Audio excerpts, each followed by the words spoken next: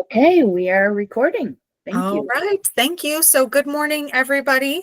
Welcome to Public Sector Change Practitioners. It's already the middle of February. I'm not sure how that happened. The year is already flying by. All right. And here at Public Sector Change Practitioners, we are an agnostic group of change management professionals. So for those of you that haven't joined us, we really are a great group. We inspire and lead change throughout the world. And then we also love to learn from each other and build knowledge. So we have these webinars about every other month. And our goal is really to ensure those impacted by change are successful with that change. Here is our agenda for today.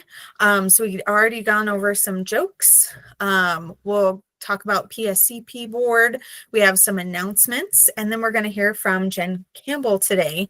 She's going to talk to us about talking change. Then we'll have a question and answer and some closing comments. Yes, Patricia is showing off her book here, so we're very excited to have her with us today. All right, here are PSCP board members. Not all of us are here today, but I think most of us are. So if you need to contact us for any reason, we'd love to hear from you. I just want to tell everybody I got to leave early today. So okay. I'm going to sneak out about 10. Well, with the snow, I probably should sneak out about 10:30. Sounds good. Thanks, Michelle. And we do have a PSCP board opening. So if anybody is interested, we are looking for a production lead. This person handles basically all the activities with recruiting speakers, including tracking and scheduling, making sure our resources and our content are up to date, and then just working with our presenters, going over rehearsing the presentations, mentoring them along our lovely technology challenges and playing with Microsoft and Google. That's always fun.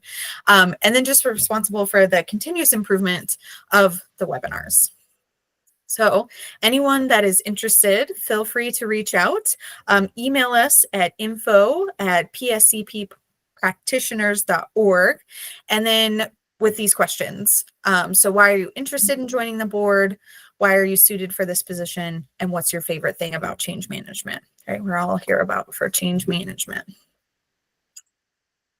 All right, some announcements. Some of you heard this our last time, but we are looking to transition into a 501c3, so not-for-profit organization status.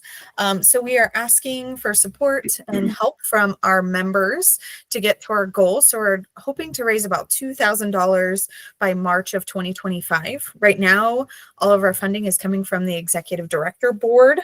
And mostly our executive director, Michelle Malloy.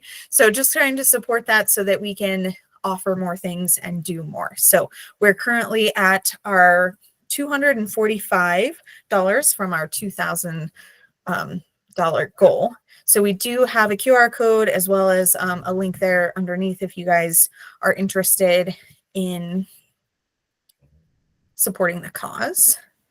And thank you, Patricia. She put that in a link in the chat for us. Jen is also gracious enough to provide us 2 copies of her book, Talking Change, that she's going to go over today. But so 2 random people will be selected. So those of you that donate to the GoFundMe page, we will select 2 people at the end of today. So you'll have through the end of today to donate, and then we'll be selecting a winner tomorrow and reaching out to everybody and let you know who won. And that'll be posted on our social media. Speaking of social media, we do have a new social media page on Blue Sky. So for those of you that are interested, we also have a QR code that will take you to our page as well as our handle here. So we'd love to see you over there and join the conversation on Blue Sky. And then we also offer PMI PDUs. So if anyone that's interested, at the end of today's session, we'll provide a link for you to fill out and give you the instructions on how to do that. All right, and without further ado, I will hand it over to our speaker, Jen Campbell. She is a certified coach, a seasoned facilitator, and the author of Amazon's #1 best-selling book, Talking Change, Must-Have Conversations for Successful Leaders. So I will hand it over to you, Jen, and I'll let you share your screen. Amazing. Hi, everyone. Let me share my screen and get that sorted. There we go. I think it's popping up. Excellent. Success. Alrighty. So my favorite joke that I've been telling for years since my kids were little is, what did the 0 say to the 8? Nice belt. It's my favorite little kid joke. Thanks for laughing, Michelle. I appreciate it. Amazing. So let's jump into talking change. So thanks for the introduction. I was just saying to Jamie this morning, like, it was months ago that we connected on this, and somehow you found me, and I'm excited to be here today. I love talking change. So any of you on the call today, like, feel free to reach out, connect with me on LinkedIn or elsewhere. If you ever need to bounce ideas around, I'm always up for the conversation. So let's jump in. So why are we here today? What are we going to talk about? We're going to talk about change. And as all of you know, if you are a leader in today's organizations, you lead change. That's what you do. Your job is to help people do something more, better, or different. And that means they need to change. And so how do we help people through changes? What we're going to talk about today is learning people's typical reactions to change. Understanding how to navigate transition versus change. We'll talk about the difference between those two things. Know how to recognize resistance and address it. And how do you build buy-in and commitment through conversation? So I'm a believer that change doesn't happen without a conversation, whether that's with yourself or with your friends or with your coworkers. You need to be in conversation to get yourself in the mood to make change. We'll talk about that later. So to set our stage today, as we talk about change, when you ride a roller coaster, do you ride at the front, bring on the wind in your hair? Like to be in the middle to go with the flow? Jamie's going to pop up a poll for this in a second. Like the back so you can see what happens to those ahead of you first? Or do you stand at the exit and hold everybody's stuff, which is exactly what I do? So let's see where people land today in our poll. Ooh.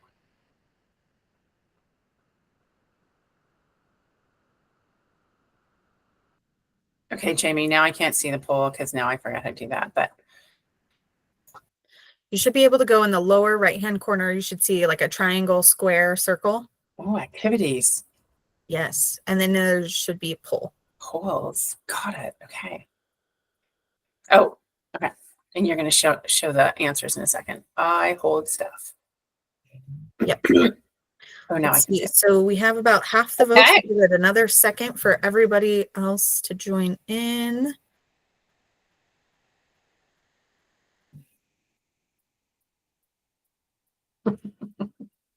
I love how, yep. Rebecca has two options. There you go. Okay, but I do see, like, as I'm seeing this here, like, we've got a lot of people that ride at the front here. I think that's probably why you work in the world of change, because you're happy to get in there and get your roll up your sleeves and get messy and make it happen. Amazing. All right, let's continue on. So let's go to our chat. What changes have you been through at work? Let's just sort of lay the groundwork here and to understand what are some of the changes that you've been through from at work.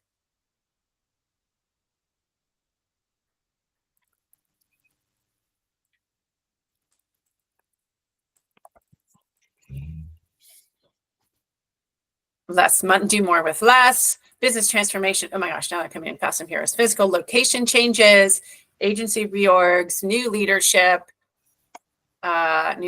return to office. Yes, that's been a big change. Wolf reintroduction. That sounds cool. Budget changes, new administration, return to office, unfunded positions, lots of things, right? Lots of change. And when you have gone through that change, thank you for sharing. Here's our second poll to jump into. When you think of that changes that you've been through, are you thinking of our roller coasters? Let's see if it's still, if it lines up here. Are you an early adopter? You lead the way for others. Are you an embracer? You take a little while, but then you jump on board. Are you a resistor? Like you have no interest in the change and you held out for as long as possible? Or are you still hoping that it's going to go away? Okay, so a poll is going to pop up again.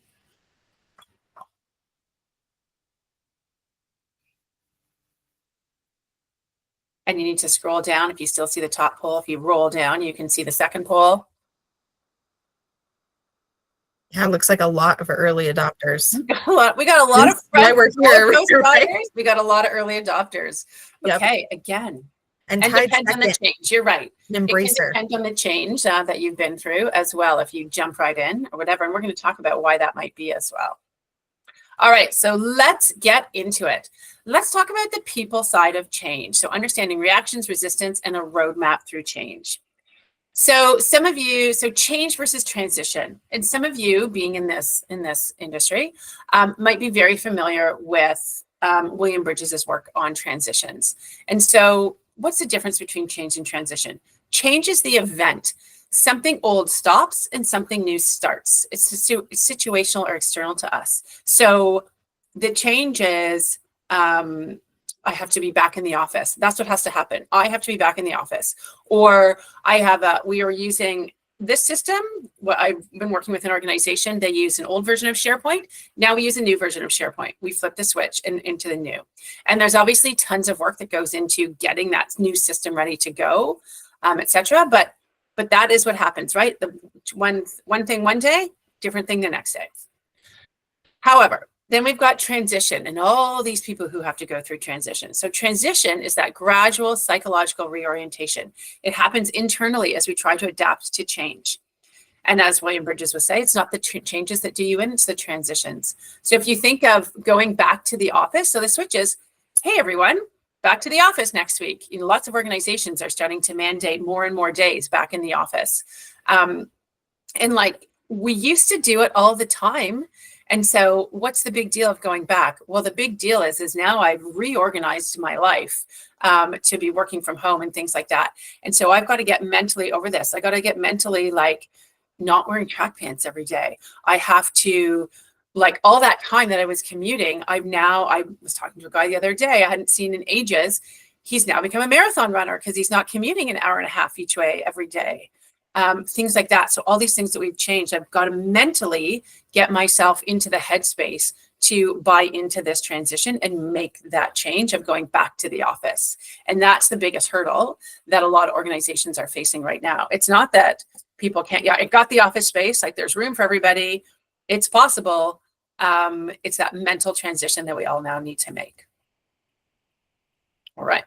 So, you know, being in this, what does it look like? And again, I'm guessing some of you are familiar with this, the model of endings, the neutral zone, and the new beginnings from William Bridges. So for something new to start, something has to end, right? You need to understand what's the personal impact of this change to me? What is happening? I need to let go of the past, and I'm going to deal with that potential losses. We're going to talk about losses more in a little bit. I need to realize things won't be the way that they were, but the old way is gone, but the new way hasn't totally formed yet. And this can involve feelings of grief and loss. And so, you know, something ends. Maybe I moved across the country. So I used to live in Ontario. I moved out to BC, and we chose that change. So even if you've chosen the change or it's been imposed on you, you can go through the same transition. So we chose to move to a new place, new and exciting, but I have to deal with what I'm leaving behind and what I'm losing as well. Then you get into this neutral zone or this exploring zone where you're overcoming the anxiety or the resistance. So I've done this, I've made this change, but I'm still anxious about it. I'm not quite sure sort of if we've made the right decision or things like that. You start experimenting with changes and defining new roles. So maybe it's a new system. You start to try to use it, and you start to, you know, fumble your way through it and get better at it. Whether that's the implementation of Teams, or now you're using Google Meet, like things like that. You sort of, you know, you're working your way through, maybe it's technology. Things are no longer the way they were, but they're not totally the way they're going to be. So, you know, I'm starting to use this new SharePoint system, but I'm not super savvy at it just quite yet. So it can feel a little bit like the wilderness, like things just are, all the pieces are happening, but they're not totally making sense yet. And then we get ourselves into the new beginnings. So adopting new values, attitudes, identities, and seeing the tangible benefits of the implemented changes. You know, the one here around the identities, I always like to give the example of my sister moved from the big city to a small town. And she's like, I put a lot of my identity of being a big city girl. And she had to, when she moved to a small town with her family, really had to find a new identity for her, because it was no longer a big city girl. And so that took a while. And that was something she really had to sort of wrestle with.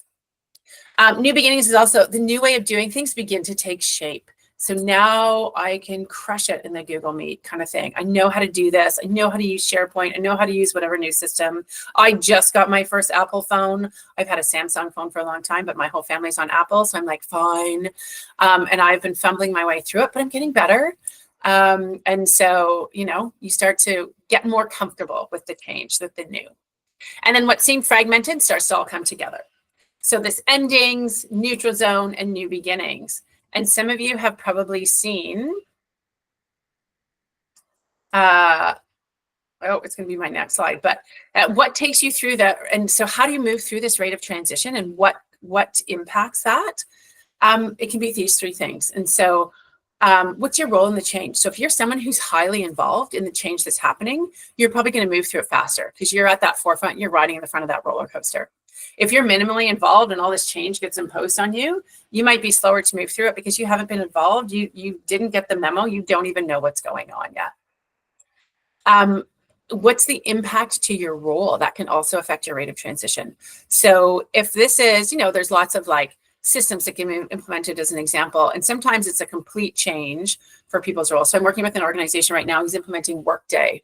So all of the HR folks, it's going to be immersion is the best way to get there. That's right. So all of these folks who are implementing Workday, the HR folks, like it's going to be a huge impact on their role. So they've got a lot to learn, and it's going to take them.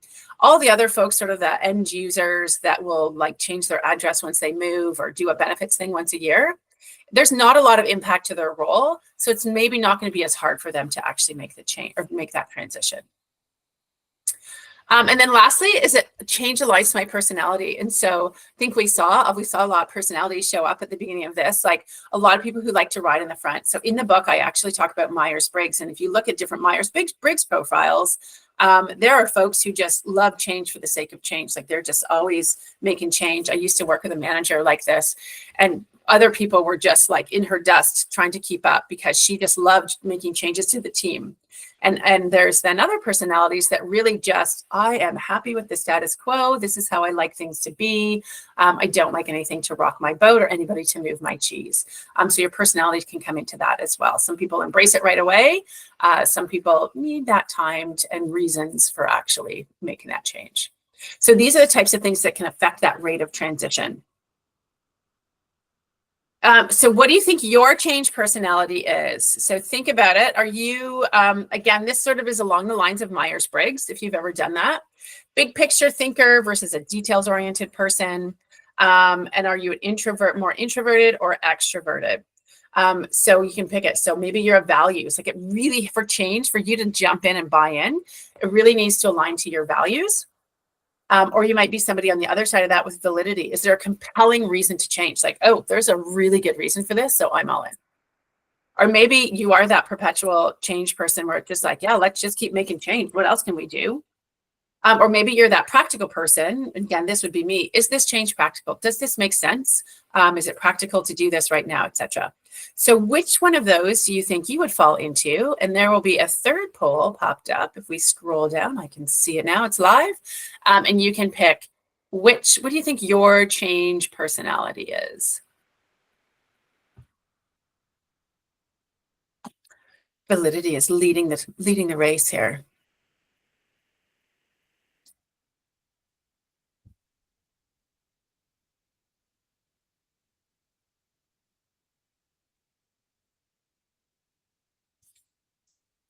Okay, so lots of validity, like you need a compelling reason to actually make that change.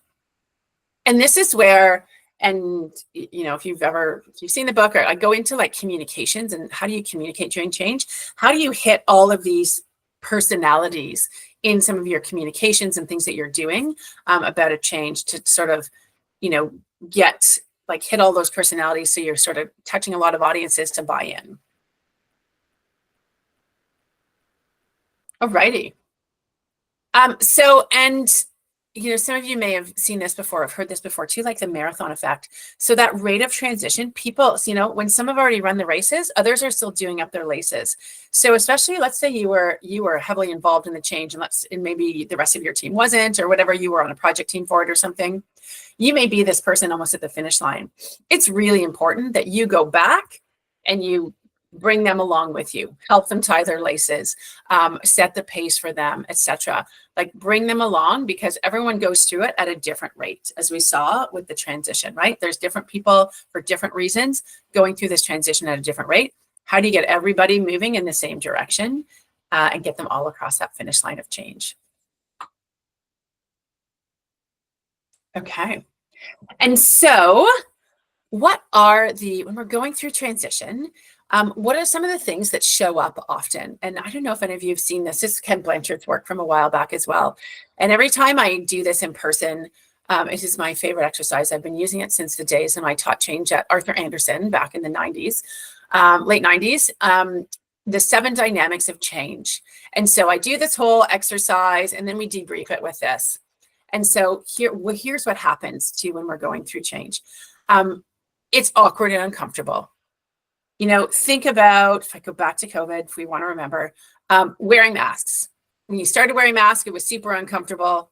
And then when COVID was, we were through it and we didn't have to wear masks anymore. It was really awkward to not wear the masks. And you're like, I feel like I should be wearing the mask, kind of thing. So you get this awkward and uncomfortable. Another example I always use here is the school my kids went when they were younger. You could just walk into that school. You could do anything. I came from Toronto. I'm like, you were never allowed in the building, kind of thing. And now you could just walk through. You could do whatever you wanted. You could knock on the classroom door, etc. So then they implemented this badge system. Like if you were going in to volunteer that day, you had to go to the office and write your name down and pick up this big blue badge that said volunteer. Well, you can imagine that nobody was wearing that around their necks when we first started. Like you'd sort of stick it in your back pocket. And until everyone, because it was awkward and uncomfortable and you felt weird doing this, because I used to just be able to walk around. Eventually people get used to it and one person starts and then everybody starts sort of wearing the badge. So change can be really awkward and uncomfortable when we first start. And then when we do the exercise, most of the time when we think about a change, even if it's a change that I chose to move across the country, I focus on the losses. I'm going to lose access to my favorite coffee shop. I'm going to miss my neighbors, my easy way to the grocery store, whatever it is. I focus on what I'm going to lose versus what I'm going to gain in that change. And then we often feel all alone. So, what I remember doing a system change years ago with an organization, and every person was sitting at their desk, all in the same area, trying to figure out this new system. Even though we're all going through the same change, like nobody's asking each other for help, even though it's exactly the same. And so we feel like we're the only one that's impacted by this. We feel like maybe we don't want to ask questions because I'm the only one who can't figure it out or whatever it is. So we feel like we're often all alone in change, which is not the case. People can only take so much change. I'm sure you've all seen this. And this is what often happens in organizations. And I call this the coordinate your asks conversation is, well, I'm, across the organization, we're putting in a new time logging system, let's say. We'll have to log our time differently. So that's one change. However, in every single department, they're also doing other changes that may affect their own department or, their department and one other department.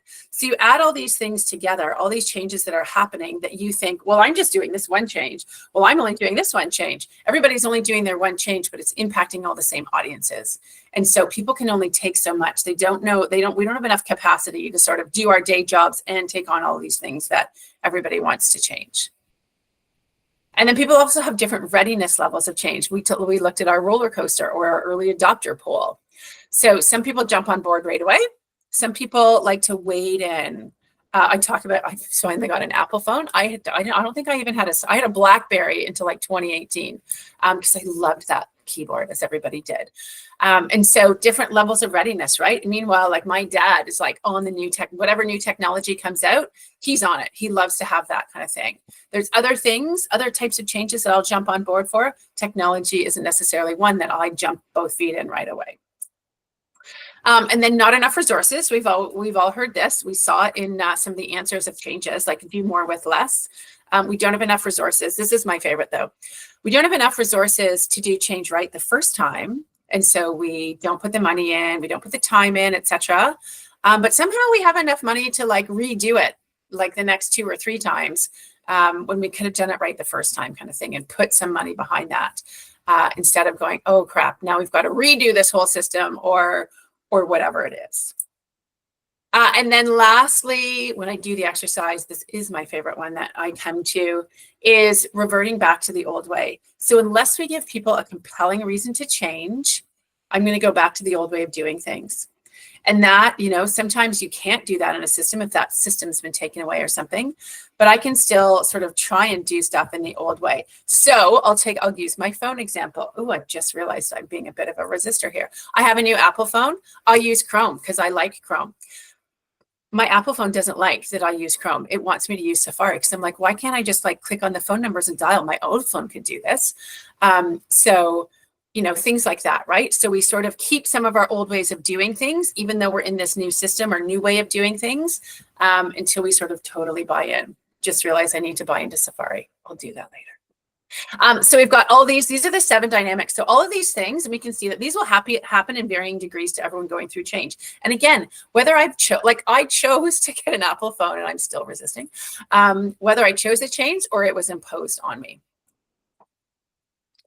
All right. So how do we navigate this then? How do we help people navigate through all of these things to do with transition, endings, neutral zone, new beginnings, all these 7 dynamics? How do we do that? Oh, she's holding up the book. Thank you, Patricia. You're correct. We use what I call the ABC transition roadmap. So ABC being awareness, buy-in, belief, capacity and capability, and commitment and continuation. And you can see as we go through, and I live in a mountain town. So I've got my little mountain path and we're hiking up here to get to our desired results. So what are all these things? So first I have to build awareness. People need to know why, what, when, how, and to whom this change is happening. You know, if you're not aware, you didn't get the memo, you have no idea that change is actually happening. Thanks, Lisa. And buy-in, understanding. I need to understand the impact and the expected results and the possible gains. So I'm not totally, you know, on board with this and totally committed yet, but I can buy what you're selling to me. And this is one of the biggest things is belief, right? Evidence, inspiration, maybe to believe that it's possible. I talked about someone I know becoming a marathon runner because he didn't have to commute anymore. He had to believe that he could actually do that. If you don't believe that you can finish a marathon, you are absolutely correct. You need to believe that you can actually become this person. You need to believe that this change is actually possible. And you'll see there's lots of models of change out there, and belief is often one of the pillars of those models that are around.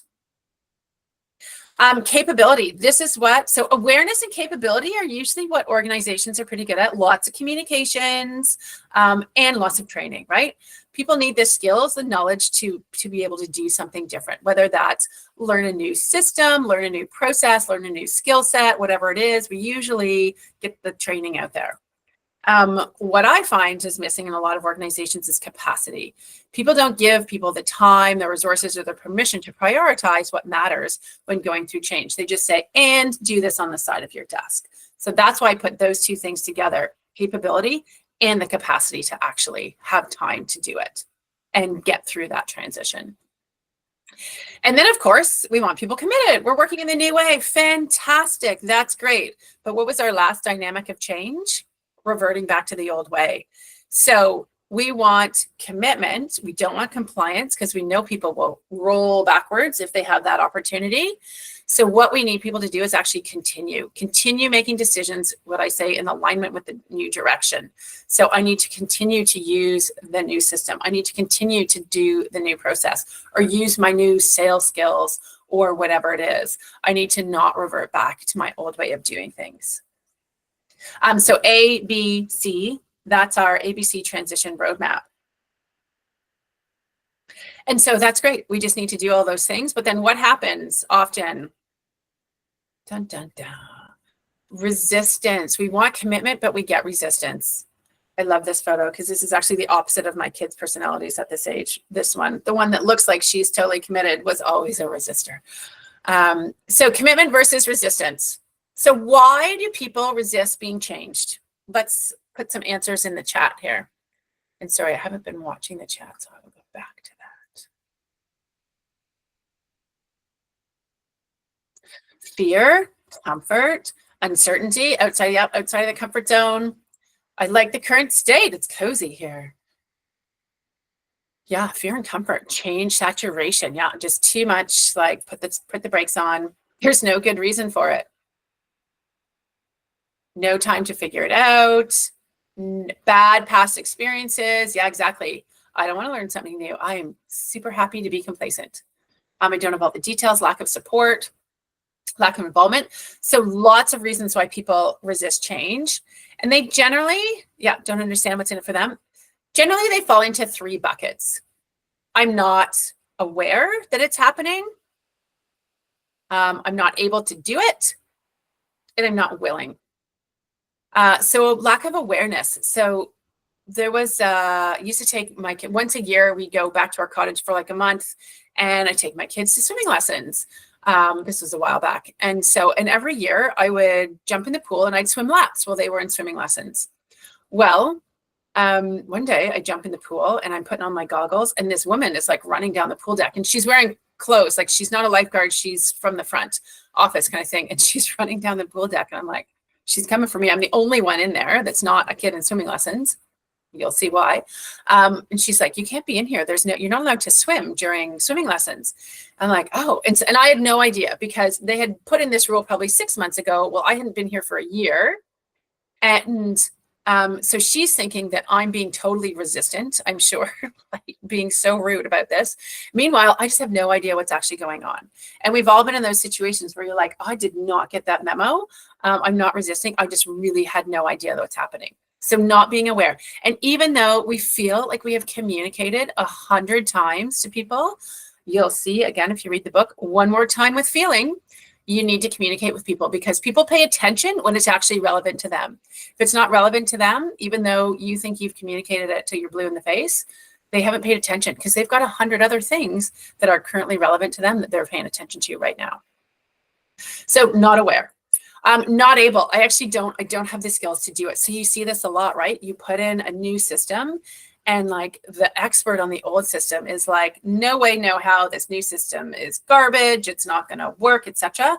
Because they don't necessarily have the skills to do work in the new system. So that's like, I'm going to resist because I don't want to not have the skills to do it. Like that's, it's outside of my comfort zone. I have a fear of failure. All that kind of stuff can happen. So not being able to do it. I'm just looking at the notes. So can it also be they are aware but not sure what the actual change is? Yeah, so they might be aware that something's happening, but they don't really know how it's impacting them perhaps, or what they're supposed to do about it. So you told me something's happening, but was I supposed to do something? I'm not sure. Exactly. And then the last one, the not willing part is just, and I saw somebody, fear, etc. Like I don't like it. I don't like it. I don't want to eat it. I don't like it. And not willing can often come from, I feel like I'm going to lose something, which is where we're going to go next. So not willing can be sort of a combination of a bunch of things. And that is where we need to dig in about why I've told you, like I've given you the skills. I've made you aware. I know you're aware of it. I know you have the skills to do it. What's happening here? What's this last piece of the puzzle of why you might be resisting? Dun, dun, dun. It could be because they feel like they're going to lose something. So I talked about my sister, for example, moving to a small town from the big city. She wasn't super excited about moving to the small town and was kind of resistant, like dragged her heels, like, oh, I don't really want to go look at houses today or whatever, because she felt like, and she may not have been able to pinpoint this at the time. And this is the challenge where you have to sort of dig in, that it was actually going to be like, she was going to lose status. Like, this is why. She's like, and didn't sort of realize that at the time until later. So what can I lose during change? Lots of things. I can be comfort. Lots of you put that in the notes. I can be comfort. I can lose turf. I can lose my status. I can lose alignment to my values. We see this a lot when companies merge. And then sort of the new company takes on sort of the values of company A, and the people in company B that got bought out are like, this doesn't really, the way this organization runs isn't really aligned with my values like my old organization was. And so that's when you see a lot of people leaving organizations if they've been through a merger. I can lose structure. Think about COVID. I had all the structure of going to the office every day, and now it's like free form and form free, and I'm wearing track pants to work every day. Like, what's that? Mastery. I used to have the skills. Now I don't have the skills. Control. I used to be able to control my little world, and now I can't anymore. I've lost purpose. I've lost independence. Perhaps I've got like 3 new bosses and they all want to know what I'm doing. And I used to have a lot of autonomy. Attachments. I used to be, really connected to these different teams or these different roles and stuff like that. And I don't have that anymore. Relationships.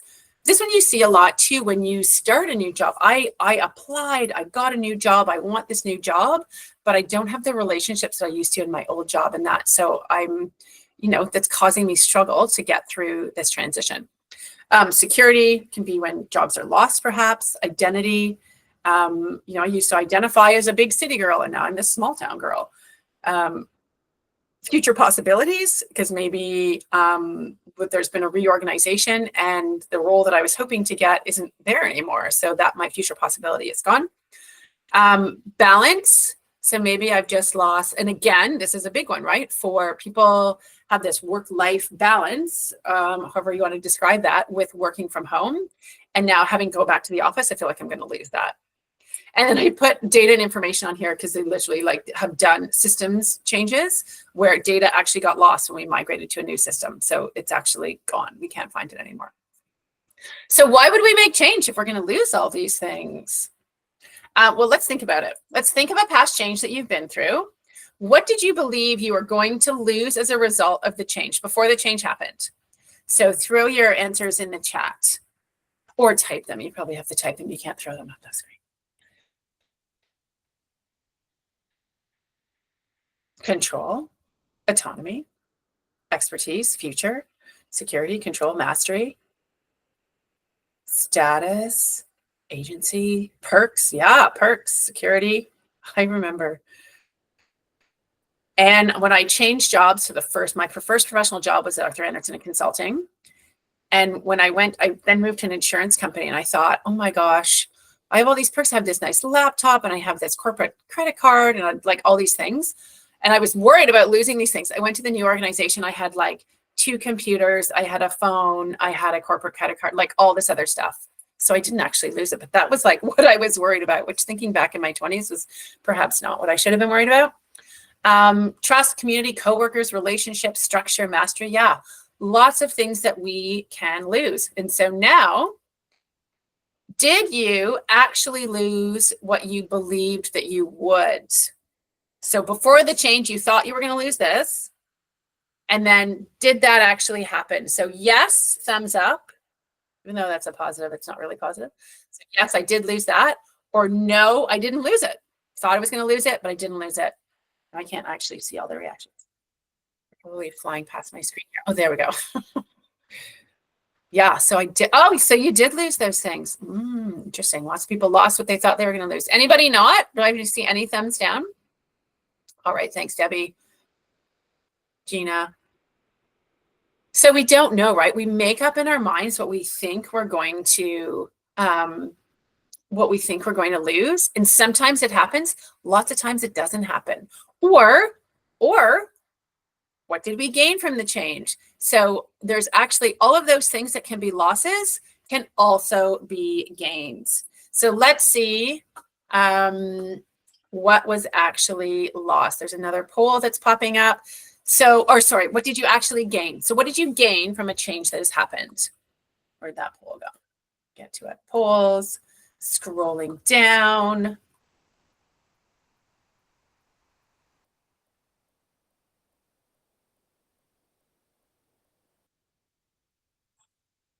Okay, what did we gain? What are we seeing here? Relationships, future opportunities. That's what I put in actually when I thought about a change. Thought about COVID, where I'm a contractor. I had lots of work go away during COVID. But it gave me time to write a book and have different opportunities. So there you go. Okay, what else? Future opportunities, status term for purpose. Yeah, sometimes a big change happens. We don't want it to happen, but then it sort of gives us that time to like realign what we want to do with ourselves. Yeah, you lost some friendships. Efficiency. Okay, awesome. So we are getting some gains from change as well.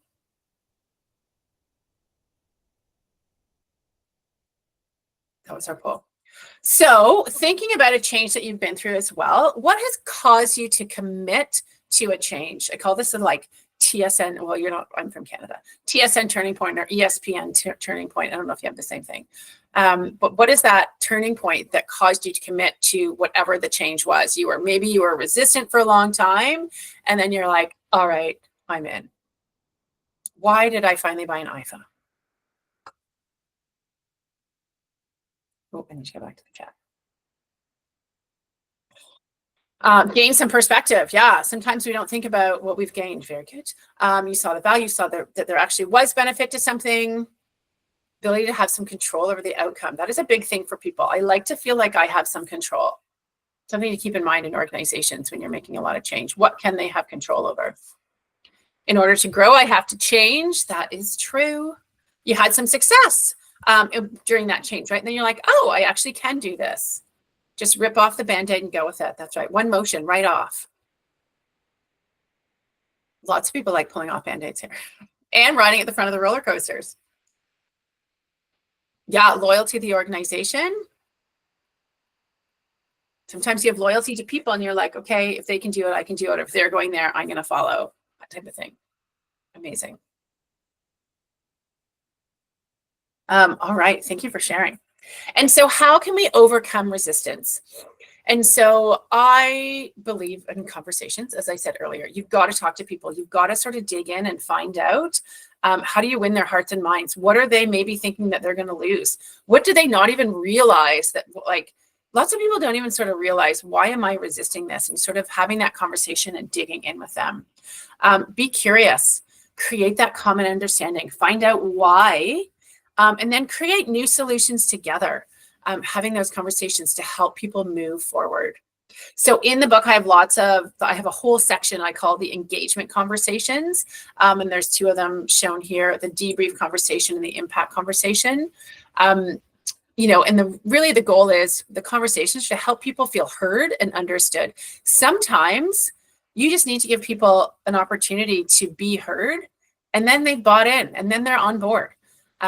But if you never give them that chance, you get that rumor mill or those little like natty conversations that start going on behind closed doors and things like that. And people get frustrated because they've never been given that forum to actually say things out loud. So engaging in those conversations. And like, for an example, the debrief conversation, this is one where, so you've announced a big change as an example. And then you do a debrief conversation to go, okay, so this is what we said or what was said, what you were told. What did you actually hear? And there can be a difference between those two things, right? And so maybe they heard, you said nobody's going to lose their jobs, but they heard, I'm going to lose my job, that kind of thing. So starting to dig into what are people actually hearing? The impact conversation then is another one that's like, so how is this actually going to affect us? Maybe you have that in a team conversation. What is this change going to mean to our team? What's going to be different? How's it going to impact us? How are we going to move forward with that? So really just getting into these conversations and having conversations with people so that they feel heard, be curious, create that common understanding. And how can you manage your own resistance? Again, engaging in conversations. I'll often use so I've learned to ski. I've moved to Whistler 8.5 years ago. I learned to ski. I did not ski before moving here. I've taken a lot of lessons, but there are times I stand at the top of that, like whatever we're going down. Last weekend, this Whistler Bowl, I had not been into it in a long time, and it's always a sketchy entrance. And my instructor is there because I ski in a group on the weekends, and like we're in a conversation. Do this. You can do this, Jen. Like side slip here, etc. So I'm in that conversation that's helped me make that change to actually get into that Whistler Bowl. Once I'm in there, I'm good. Okay, now I can ski it. But getting in, engaging conversations with people. Ask lots of questions. Find out the answers that you need to find out. Reflect on your own reactions and why you're having them. Why am I resisting this? There's, excuse me, a conversation in the book called oh no, I'm going to forget, but it's the personal journey. Like, what have you been through and change? And like, you reflect on your changes that you've been through, and what are the patterns that you see in changes that you've been through, and go, oh, this is what my reaction often is to change, and why do I have that reaction? I think it's called the personal change journey. The change track record conversation is in an organization. What changes have we put in place in this organization before, and what has happened, and where were we good at it, and where did we fail at it, and what will we take forward into the next one?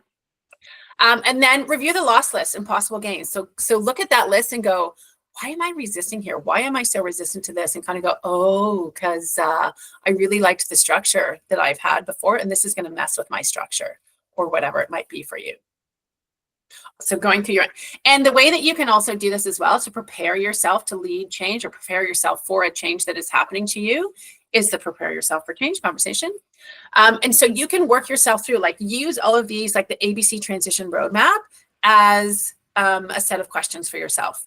So think about a change I'm going through. I go, okay, awareness. Do I know what's going on? So someone said earlier about, well, you know there's a change happening, but you don't really know that much about it. So what else do I need to know about this change? Buy-in. How am I going to gain an understanding and support for how this change is going to impact me? So how am I going to do that? Belief. How am I going to develop belief that the change is actually possible? Right now, I don't believe it. So do I need evidence? Do I need inspiration from somewhere? Do I need to try something out and see if it's going to work for me? You know, like, I also took up mountain biking when we moved out here, and I'd never mountain biked before. So you try all these different bikes and believe to figure out, well, what's the change I need to make? What's the different bike that I want to have? You got to try them out and go, oh, this one, like, chews up rocks when I roll over them, or whatever it is. This is the bike that's going to help me make the change that I need to do. What's the capability? How am I going to gain the skills and the knowledge to do this? So do I need to take some training? Do I need to find a coach? Do I need a mentor? Whatever it is. Capacity. How am I going to prioritize my activities so I have the capacity to make this change? Again, I said earlier, lots of organizations seem to skip this piece. But how am I going to do that for myself? How do I need to talk to you to help me prioritize things and say yes and no to things? Commitment. What's going to compel me to actually commit to the change? So we asked you about that earlier. What is it that's going to get me over the hump of buying into this, believing, and committing to this change? And then what will help me continue to make decisions or take action in alignment with the new direction? So how am I going to stay changed? I've just discovered I need to actually start using Safari and just get over my love of Chrome to actually make my phone work better and to embrace that change more. So what are those things that you need to do so you can walk yourself through this conversation and figure out an action plan for yourself?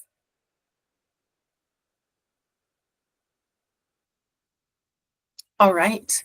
And so in summary, and there was a slide that I thought was going to be in here. I think it's hidden. I think that's why it didn't show up.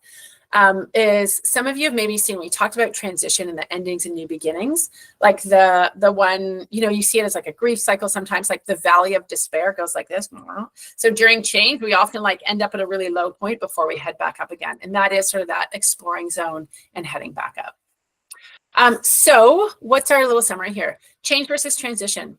So change is different than transition. Change, I flip the switch. Transition, I got to mentally get myself to the other side of that change. The 7 dynamics of change, all the things that can happen to you as you're going through it. How do I navigate it? I use the ABC transition roadmap. I take myself from awareness all the way up to commitment and continuation. And then how do I deal with resistance and build commitment? I need to engage in conversations. I need to find out why people are resisting. I need to help them figure out why they are resisting, because they may not know. I need to engage in those conversations. I need to help people feel heard. I need to uncover what they think they're going to lose. I need to uncover their reactions to things, and then figure out also in those conversations, how do we move forward? Fantastic. Okay, as I said earlier, change doesn't happen without a conversation. So jump into your conversations. I'm happy to answer questions. I don't know if there was any that sort of came through in all the chat. If anybody wants to come off mute and ask any questions, I'm happy to answer. Thank you for all the clapping. So fun, they explode across the screen. Any questions? And people feel free to come off mute. It's wonderful that Jennifer is here and willing to answer questions for us. So engage in conversation. We love to hear That's from you. right. I love a good conversation. Hey, Jennifer, I want to say thank you. This was very comprehensive. This was very engaging, and I just really enjoyed learning some things from you. Thanks, Lisa. Appreciate it. I have a question. So a lot of the time I'm coaching leaders or influencers to kind of help address some of the resistance. What tips or tricks do you have on encouraging them to wade into the not willing resistor group? It's a great question. I used to work with this leader who, her sort of plan of attack for leading this global change that was happening, she had to lead it within her organization, was to like avoid all conversations because she didn't want to hear the negativity. But that negativity is going to come out, it's going to go underground, and people are going to like talk it. So like rumors are going to get started, like all that kind of stuff. So it's really one of the things with her is start to talk to, like, go where your friends are first, kind of thing. And so go and talk to people that you know well who will tell you what's really going on. Like, are people resisting? What are you seeing? That sort of thing. So sort of like, because conversation, and it's like, sometimes it's an uncomfortable place for people to, they don't have the skills, they don't have the, like, they don't want to be in that conversation. So start with your friendlies. So you might be able to have the, start that conversation with them. It's like, here's some of the things we're hearing. Or who can you go and talk to that seems on board, but maybe isn't on board? Like, who are their friends that they can sort of start trying out these conversations with, and then they can sort of take it more broadly. Does that help? Yes, thank you very much.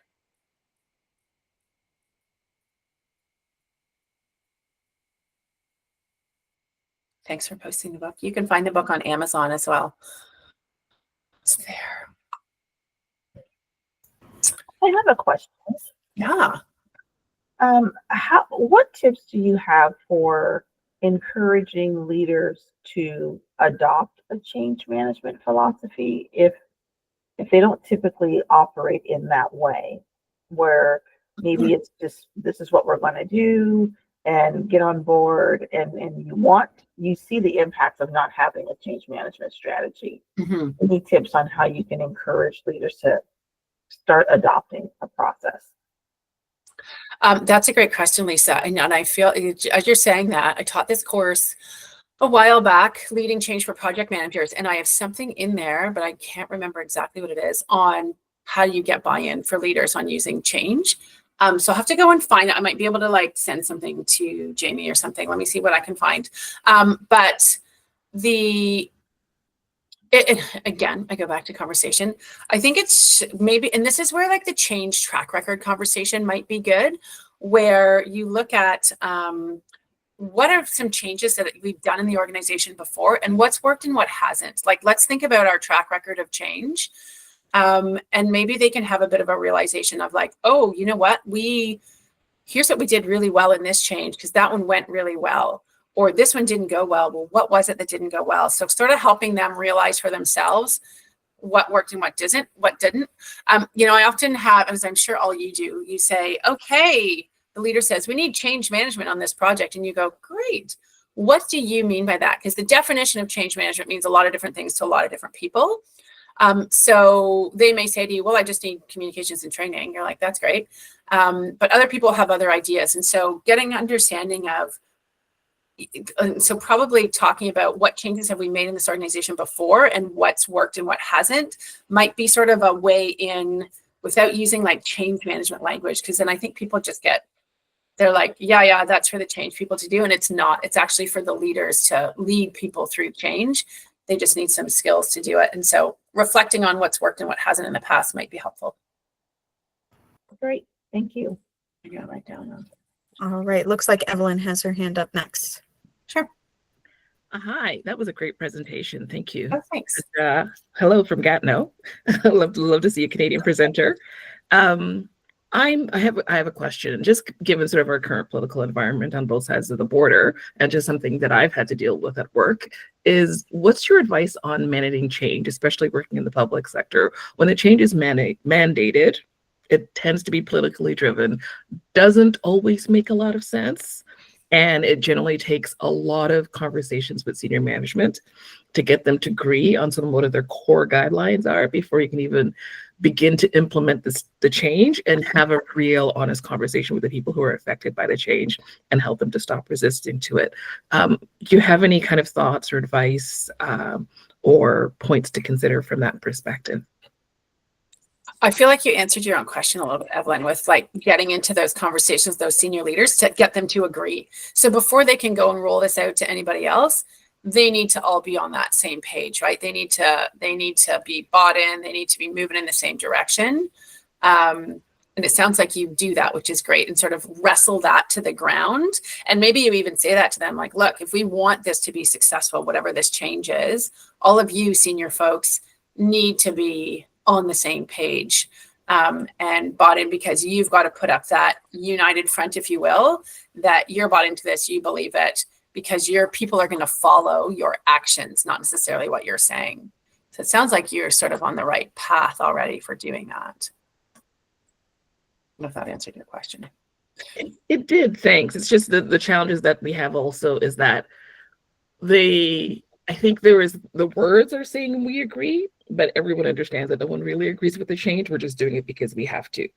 And so it's, and they may not always verbally say it, but it comes out in the tone, or it comes out that there's a specific agenda that's being driven and has to be supported because we don't have a choice or because nobody wants to stand up on it. So when you try to take that down to the working level, what I find is a lot of resistance. There's tears, there's anger, there's a lot of venting, and it's just challenging, and it looks like it's going to be more challenging going forward. So again, I'm looking for whatever tools I can have to sort of help navigate those conversations. And I think because a lot of those frontline workers that you're talking about, they know what works and what doesn't better than those folks who sit up in the tower, right? I've worked on lots of plant floors where I go out there and I ask them, I'm like, what works and what doesn't? Because they actually know. The folks sitting in the office don't know. And so maybe with them, it may be they need to feel heard, that their sort of opinion has been stated, that it's not going to work, whatever. So they just may need that opportunity to feel heard, and then they can sort of move on going, okay, I accept that we have to do this, but they need to have that chance to say and vent or whatever it is. Okay, thank you. Welcome. All right, a lot of great discussion, and I can't believe we're already out of time. A lot of good information, but a huge round of applause to Jennifer. We've got a lot of great comments. This was a wonderful presentation, one of the best that people have heard in a while. So lots of great comments. So thank you so much. So she has her contact information. Yeah, reach out anytime. Always happy to chat, brainstorm ideas. And then one more last plug that, again, Jennifer is giving away her book. So for those of you that are interested, you guys can donate to the GoFundMe for our 50c3 nonprofit status, and we will give away 2 of Jen's books. So it's a great book. I highly recommend reading it. It's so worth it. And she also put in, we also have the link in the chat for you guys, as well as the QR code. But we will be, the poll, or the, I guess, giveaway will be, you have until the end of the day to donate, and then we will be selecting a winner tomorrow and then posting that on social media and letting you guys know who has won. So again, a great round of applause. Thank you so much, Jennifer, for your time. Thanks so much for having me, everyone. Excellent webinar. So fantastic. Enjoy the rest of your day.